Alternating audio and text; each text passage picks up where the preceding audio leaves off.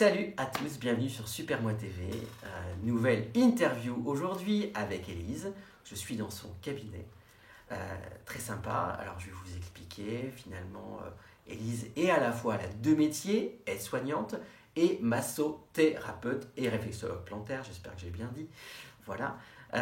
Et donc elle va nous parler de son parcours, de ses choix, qu'est-ce qui fait qu'elle a conservé, qu'elle a voulu conserver ces deux métiers, comment ça se passe pour elle en termes d'organisation. Voilà, tout de suite, place à Élise. Salut Élise. Salut Franck. Tu vas bien? Impec, et toi? Ouais, je suis très content que tu me reçoives aujourd'hui dans ton cabinet. Ouais, je suis ravie aussi. On va parler de plein de choses, on va parler de toi, on va parler de ton métier, de tes deux métiers d'ailleurs. Deux métiers.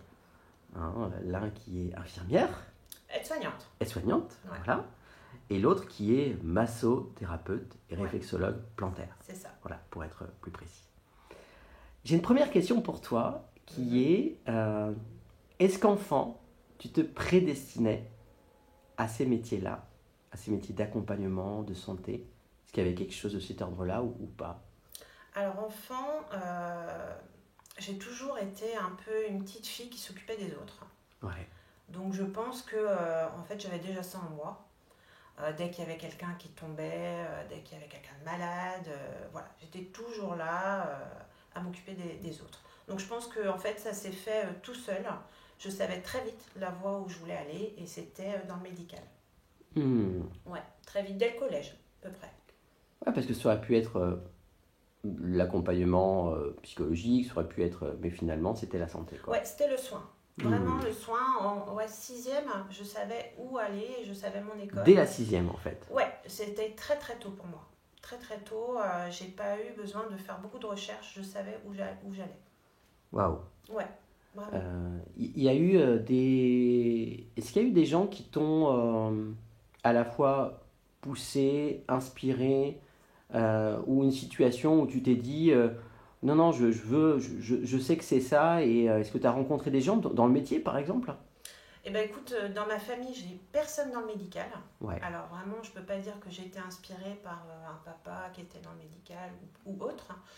Je pense que c'est ma situation de petite fille où je voyais des gens qui étaient, enfin des enfants qui étaient pas bien et tout ça, et j'avais toujours envie de faire ou d'aider.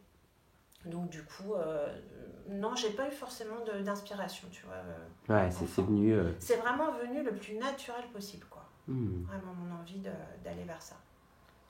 Alors tu as cette double casquette aujourd'hui, Ouais, aujourd'hui, ouais. auquel tu tiens. Ouais, auquel je tiens, auquel je suis fière aujourd'hui d'avoir ça, pour moi en tout cas. Est-ce que, parce que ça n'a pas été toujours le cas finalement, tu n'as pas eu ces Non. deux casquettes? Non, j'ai commencé par être soignante. Ouais. Du coup, après mon bac, j'ai passé mon concours. Du coup, voilà, j'ai été prise très rapidement. J'ai été prise aussi rapidement au GHVS de Lorient. Et j'ai commencé ma carrière, voilà, tout simplement en tant qu'aide-soignante. J'ai été dans différents services. Et puis, un jour, voilà, je me suis dit, tiens, pourquoi pas, je tenterais bien infirmière. Bon, j'ai passé mon concours, j'ai eu mon concours aussi, je suis rentrée à l'école. Et puis, les circonstances de la vie font que je tombe malade. Voilà, donc ça a été quelque chose pour moi d'assez compliqué. J'ai fait un AVC, voilà, à 30 ans. Donc, je suis partie de l'autre côté de la barrière, hein, pour le coup, j'ai été patiente. Voilà, avec 2 ans d'arrêt maladie, 2 ans de rééducation. Donc du coup, ça a bouleversé un petit peu ma vie, ça a bouleversé un petit peu mes projets aussi. Et ça a été aussi une force parce que finalement, pendant ces 2 ans, on se dit qu'est-ce que je vais faire maintenant? Parce que voilà, la femme prend un coup, hein, l'épouse, la maman. Donc je dis qu'est-ce que je vais pouvoir faire puisque du coup j'avais quand même un handicap au niveau de mon bras. Ouais. Donc il a fallu se reconstruire, donc trouver un autre projet. Et puis du coup avec l'aide de l'hôpital aussi, avec l'aide des formateurs, voilà, j'ai pu monter ce projet-là de soins parce que finalement en étant malade je me suis aperçue qu'il n'y avait pas grand-chose en fait à côté. Alors le médical très bien, j'étais très bien entourée. Mais pour me retrouver moi en tant que femme, j'avais pas forcément de soins à côté parce que je voulais pas forcément aller à l'institut non plus. C'était quelque chose où j'étais pas encore sûre de moi pour montrer mon handicap. Ouais. Et du coup, j'ai trouvé qu'il y avait ça que je trouvais pas forcément. Donc, du coup, je me suis dit, si je peux faire quelque chose au niveau des massages, accompagner, parce que voilà, je trouve que c'est important aussi d'accompagner la femme ou les hommes, parce qu'il y a des hommes aussi qui sont, que je reçois aussi au cabinet, qui ont aussi leur part de doute, leur part de besoin aussi au niveau du corps. Donc du coup, ce projet-là est monté et qui a été accepté par l'hôpital d'ailleurs, que je remercie vraiment parce que vraiment c'est un projet qui m'a tenu à cœur. Et du coup, voilà, je suis partie dans ça et j'ai réussi. Je suis partie à Paris en école de formation. Et ça a été ça a été dur, mais ça a été ma thérapie en fait, pour qu'aujourd'hui, tout aille bien dans ma vie. Et je me suis vraiment reconstruite grâce à ce projet-là. Et je me dis, maintenant, j'ai ces 2 casquettes, effectivement. Je suis aide-soignante dans le médical, mais je suis aussi dans le cabinet en tant que massothérapeute et réflexologue plantaire. Donc, c'est quelque chose qui se conjugue bien pour moi. Voilà. Alors, on est effectivement et à la fois sur du massage. Ouais. Et pas que, puisque c'est aussi quelque part une forme d'accompagnement. Oui, c'est une forme d'accompagnement. Voilà. Ouais. C'est pas forcément du bien-être comme en soins esthétiques. C'est vraiment de l'apaisement, retrouver le corps, retrouver confiance, savoir le lâcher prise, la gestion émotionnelle, s'accorder le doute, s'accorder aussi le fait qu'on n'aille pas bien, s'accorder de pouvoir pleurer ici. Voilà, il y a plein de choses que je partage avec ma clientèle ici. Ok. Il y a un vrai pont commun finalement dans ce que je ressens entre tes 2 métiers. Et c'est vrai que parfois, quand on se retourne finalement sur ce qui nous arrive dans la vie, si peut-être tu n'avais pas eu cet AVC, peut-être que tu n'aurais pas aujourd'hui cette carrière-là. Non. Je pense que ça a été vraiment la force de ma vie, là. C'est vraiment d'avoir mené cette bataille, d'avoir eu le fait de me dire, effectivement, maintenant, tu vas falloir vivre avec cet handicap-là. Il va falloir trouver des solutions, il va falloir avancer, parce que j'avais une famille derrière, j'avais 3 enfants, j'avais un mari, que j'ai toujours d'ailleurs, mais il fallait avancer pour eux, il fallait avancer pour moi. Mais c'est pour moi une grande force qui m'a fait que je suis là aujourd'hui. Tu sais, il y a une question que j'allais te poser après, et que j'aime bien poser parce que ça amène un regard différent. On parle des échecs de nos vies, et parfois justement les échecs sont les moments où ça nous permet de rebondir en fait. Ah bah oui. C'est comme une espèce de trampoline, quoi. Ouais, c'est ça. Et ça peut-être que c'est celui-là, quoi. Moi, je le sais que c'est celui-là. Vraiment, j'en suis persuadée que c'est ça. Et que si j'avais pas eu cette maladie-là, si j'avais pas eu cette bataille à faire, je pense que je me serais cantonnée à rester à l'hôpital et à pas chercher ailleurs, quoi. Et d'avoir eu cette souffrance-là et cette douleur, parce que c'est de la douleur au quotidien, bien sûr, quand même, après, douleur psychique, mais douleur mentale et physique, on a vraiment tout. Et c'est des douleurs invisibles, en fait. C'est des douleurs que les gens ne perçoivent pas. C'est ça. Et c'est là où j'axe un petit peu mon travail ici. Le fameux handicap invisible, quoi. Ouais, c'est ça. C'est, on te voit dans la rue, oui, elle a l'air d'aller très bien. Ouais, c'est ça. Mais en fait, c'est des douleurs qu'on ne voit pas. Ouais. Et vraiment, j'insiste là-dessus parce que c'est quelque chose qui m'a vraiment touchée quand j'étais malade. Et vraiment, je vais être là pour les gens qui ont ça parce que c'est vraiment dur à vivre. C'est pas facile. Et à la fois, ça donne une sacrée force. Ouais, c'est ça. Pour devenir chef d'entreprise aussi. Ouais, c'est ça. Ça a été des sacrés caps, effectivement. Alors, du coup, quand on mène tous ces projets de front, maman, épouse, et tes 2 professions, ça demande une sacrée de ouf d'organisation. Ah bah ouais, tu peux pas autrement. C'est clair. Tu peux pas gérer les 2. Ouais. Après, moi je me cale un petit peu sur mes rendez-vous, ma semaine. Donc c'est très très bien organisé.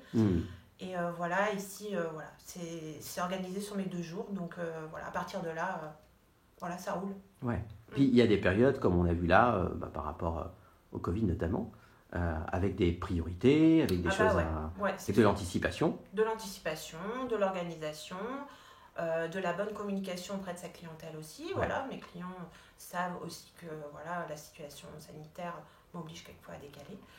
Mais pour le moment, tout va bien. Ouais. Et en même temps, on en parlait juste avant, on discutait tous les deux, avec cette tranquillité aussi, quelque part. À pas partir dans un aspect de panique, d'être tranquille en fait. Non, ouais. De remettre de la douceur, quoi. Ouais, et puis de toute façon, il faut être le plus sereine possible pour travailler dans le médical. Et même ici, hein, voilà, C'est ça. faut vraiment, les gens, ils viennent te voir, c'est pour que toi, tu sois positive et sereine. Ouais, que tu leur amènes du bien, quoi. Ouais, c'est ça. Ouais. La bienveillance, la tolérance et le sourire, qui est Ouais. quand même, C'est ça. voilà, où les gens, ils ont besoin, quoi. C'est clair. T'as de la place pour autre chose dans ta vie? Il y a des choses qui t'animent Alors, moi, j'ai de la place pour beaucoup de choses dans ma vie. Voilà, je suis très entourée au niveau des amis. Voilà, j'aime beaucoup les restos, même si c'est fermé là. En ce moment, ouais. En ce moment, j'aime beaucoup la musique, j'aime beaucoup la danse. Voilà, c'est plein de petites choses qui égayent un peu mon quotidien. Qui t'équilibrent aussi? Ouais, qui m'équilibrent. J'ai mes enfants, j'ai mon mari, voilà, qui sont très importants dans ma vie, ma famille. Donc ouais, j'ai mon équilibre qui fait que je suis bien aujourd'hui, effectivement. Et on a traversé tellement de choses avant, qui fait que aujourd'hui, on ne s'arrête pas à des petites choses, je pense. C'est quand la dernière fois que tu as rigolé? Je rigole tous les jours. C'est pas mal ça. Je rigole tous les jours. Ouais. C'est une belle thérapie ça. C'est un super médicament pour moi, le rire. C'est clair. Voilà. Est-ce que tu te sens toi aujourd'hui par rapport à tes casquettes une évolution qui est en train d'arriver? Est-ce qu'il y a des choses qui bougent pour toi? Ouais, ça bouge et ça reste en même temps stable. C'est-à-dire que du coup, chaque chose va en son temps, ce qui est très bien pour moi. Voilà, je me canalise aussi un petit peu sur beaucoup de projets pour que voilà, chaque chose prend son temps et voilà. Mais en tout cas, j'ai des projets qui vont arriver, qui vont se mettre en place. Voilà. Donc, il y a plein de petites choses qui vont se mettre en place. Ok, ça marche. Moi, tu sais, on a tous parfois notre livre ou notre film qui nous a inspiré ou qui nous inspire, où on aime bien aller le regarder à nouveau, le lire à nouveau, pour savoir un petit peu où on en est, etc. Toi, ça a été quoi le livre un petit peu référence pour toi, par exemple? Écoute, je vais te parler du livre qui a été déclencheur. C'est quand j'ai passé mon concours d'aide-soignante. C'était le livre de Vincent Imbert, J'ai demandé le droit de mourir. Ah, ok. Et en fait, ça a été une révélation pour moi, ce livre. Et d'ailleurs, c'est ce qui m'a permis d'avoir mon concours, parce que finalement, je l'ai lu avant. Et le sujet du concours, c'était le droit à l'euthanasie. Ok. Donc, tu vois, pile poil dans mon oral, bonne intuition. Dans mon oral d'aide-soignante. Ouais. Et ouais, c'est mon livre coup de cœur et mon livre vraiment que j'aime beaucoup. Ok. Voilà. On a parlé un petit peu tout à l'heure de ce qui s'était passé pour toi. Est-ce que tu vois d'autres choses où tu t'es dépassé? Est-ce que par exemple, toute cette période-là du Covid notamment, est-ce que ça a été des formes de dépassement de soi pour toi? Ouais, ça a été, ça n'a pas été simple effectivement, hein, la période Covid. Voilà, hein, moi j'ai été là-bas en réanimation en première vague et la deuxième. Donc voilà, on a vu des choses pas simples. Il a fallu s'adapter très très vite, se former très très vite parce qu'on n'avait pas le temps. Voilà, après on a eu une super équipe, une super organisation et d'avoir pu participer à ça aussi, j'en suis fière aujourd'hui, effectivement. Ouais. D'avoir pu aider mes collègues, parce que du coup moi j'étais en fermeture administrative, donc je ne pouvais pas travailler au cabinet, donc j'ai été aidée mes collègues là-bas. Donc vraiment ça a été un moment de partage, un moment d'accompagnement et ouais, ça a été vraiment, vraiment bien. Est-ce que ça fait partie des anecdotes pour l'instant dans ta carrière où tu t'es senti à ta place? Est-ce qu'il y en a d'autres? Ouais, je me suis sentie à ma place effectivement là pour la première et la deuxième vague, mais je pense que tout au long de ma carrière, je savais que j'étais à la bonne place. Parce que j'ai vécu des choses Alors, il y a des moments de joie comme des moments de peine. Hein. Bien sûr. En fait, on a des moments de joie aussi avec les patients, Ouais. où on rigole, où on a des fous rires. Voilà, avec les familles, beaucoup de partage, qui nous rendent bien aussi, hein, qui nous remercient. Ouais. Rien que le mot merci, hein, quelquefois on n'a pas besoin d'avoir... Ouais, c'est clair. Mais, et des moments un peu plus douloureux, voire très douloureux, Mais il faut être là. où il faut être là, et où il faut pas que les... Alors on a le droit hein, à avoir nos émotions qui nous submergent un petit peu, mais après d'en parler avec les équipes, tout ça, ça nous aide. Mais oui, j'ai eu beaucoup de choses. En Et 16 dans, ans, et dans cette carrière qui est un petit peu plus nouvelle, hein, sur l'aspect massage, massothérapie, etc., tu as une anecdote qui te vient sur... Bah, je crois que ce qui me fait plaisir, c'est que là j'ai commencé donc en 2018. Et ce qui me fait plaisir, c'est sur l'accompagnement des personnes, notamment qui sont en burn-out, en dépression, qui font de l'accompagnement à long terme, qui arrivent ici mais pas bien du tout, et qui me disent juste merci, ça y est, je m'en suis sortie. Ouais. Et ben c'est mon plus beau cadeau. Ouais. Juste que les gens aillent bien, que les gens arrivent avec le sourire, voilà. Et qui repartent surtout avec le sourire, quoi. Voilà, et qui repartent avec le sourire, qui repartent aussi apaisés, tu vois, qui repartent apaisés, qu'ils arrivent ici angoissés et qui repartent de chez moi juste un peu plus apaisés, déjà j'ai gagné quelque chose déjà. Ouais, c'est chouette. Ouais, c'est chouette. Quand tu regardes ton parcours, est-ce que tu as de la gratitude pour ce que, et à la fois ta vie t'a apporté, pour ce que tu es allé chercher aussi toi? Oui, je pense que si j'en suis arrivée là aujourd'hui, voilà, c'est ma force aujourd'hui. C'est d'avoir bataillé, de ne pas avoir arrêté, d'avoir voulu dépasser mes limites, dépasser mes craintes, sortir de ma zone de confort, parce que j'étais à l'hôpital, tout était bien, maintenant j'ai une entreprise aussi à côté, donc il y a des inquiétudes, il y a pas mal de choses. Des responsabilités. Ouais, tu vois, il y a pas mal de choses qui font que c'est clair. Voilà, on se pose aussi des questions, et notamment avec la crise sanitaire qui est quand même là, donc voilà. Mais non, ça m'a fait beaucoup évoluer, vraiment. Ok. On va dire que, allez, tout est possible. Ok. On va jouer un peu. Ouais, vas-y. Tout est possible. Ce serait quoi ton rêve? Mon rêve. Ou peut-être qu'il est déjà là, je sais pas. Hein. Alors mon rêve, il est un peu accompli dans le sens où, déjà, je suis très contente d'être en arrivée là aujourd'hui. Vraiment, de pouvoir accueillir ma clientèle. Mais mon rêve, vraiment, ce serait encore plus, forcément, de me développer encore plus, de partager plein de choses avec le médical aussi, parce que je trouve que la collaboration médicale et soins en alternatif, je trouve que ça se fait de plus en plus, notamment avec l'hypnose. Donc développer aussi tout ça avec le médical, ça me dirait bien. Ok. J'ai envie de te remercier beaucoup, merci beaucoup. Pour à la fois cet exercice, cette discussion, ce moment qu'on a partagé ensemble. C'était très agréable pour moi, et enrichissant. Donc, donc un grand merci à toi, Élise. Merci Franck. Merci. Et j'ai envie de te laisser le petit mot de la fin, si tu as envie de rajouter quelque chose.